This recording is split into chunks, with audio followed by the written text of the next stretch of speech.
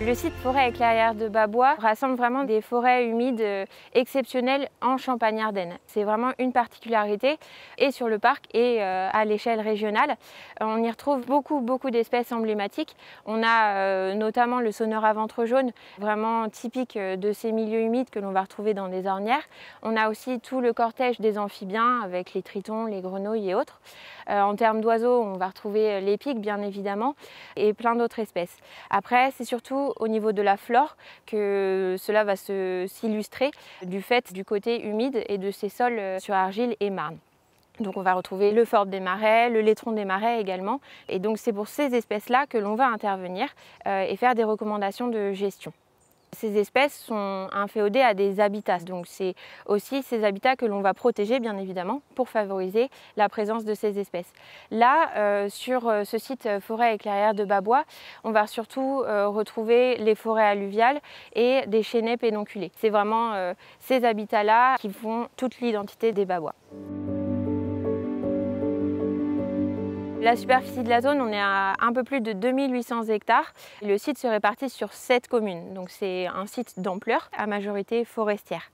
Et c'est pour ça qu'on va retrouver vraiment des espèces inféodées à ces écosystèmes forestiers, notamment les chauves-souris.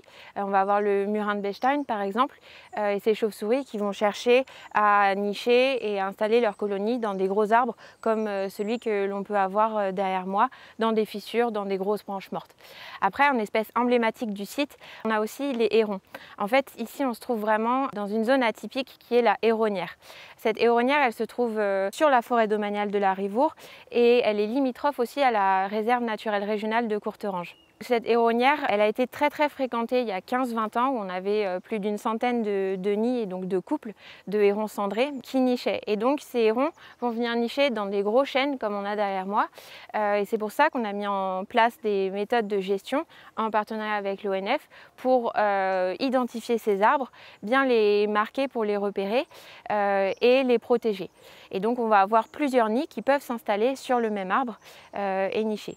Aujourd'hui, en 2023, on a une colonie moins importante. On est à une cinquantaine de nids, 60 environ, mais on maintient toujours nos opérations de gestion et de conservation en faveur de cette espèce. Donc le canton des Babois, c'est une forêt très riche par sa faune. On trouve le chevreuil, un petit peu le sanglier et puis de plus en plus quelques cerfs. Et puis au niveau de sa flore, on va trouver toute une flore vraiment particulière de ce milieu puisqu'on est dans une zone humide, donc notamment les carex qui constituent l'essentiel de la couverture au sol, donc qui caractérise ces milieux humides. Nous sommes sur un faciès un peu particulier, la chênaie pédonculée. Donc nous avons ces grands arbres qui sont des chênes, et puis dans le sous-étage ici c'est le taillis de charme, donc les petits brins qui constituent le peuplement forestier. Donc on va retrouver un cortège floristique assez large, notamment l'érable champêtre, l'aubépine, différentes essences qui caractérisent bien ce milieu. Dans notre gestion courante à l'ONF, l'idée c'est de produire ces arbres qui du coup vont pouvoir alimenter une filière bois locale, stocker du carbone. Et puis parallèlement, ça va être aussi de conserver certains arbres, alors des arbres morts qu'on peut avoir au sol ou des arbres qu'on appelle des arbres bio, parce qu'ils ont une particularité écologique, parce qu'en maintenant ces arbres, on maintient aussi un habitat qui va pouvoir loger certaines espèces, alors souvent d'oiseaux, qui vont pouvoir du coup aller consommer les chenilles, alors processionnaires ou même les chenilles qui consomment les feuilles du chêne.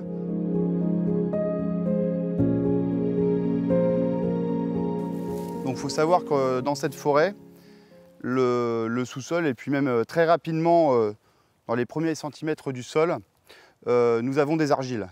Donc ça c'est de l'argile qui a la particularité du coup l'été, lorsque l'eau s'évapore, de devenir sec et du coup de créer ces fentes de retrait.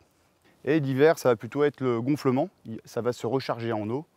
Et du coup, c'est ce qui permet aussi de stocker de l'eau pour les arbres, notamment au printemps, pour le redémarrage de la végétation, comme une éponge. Voilà.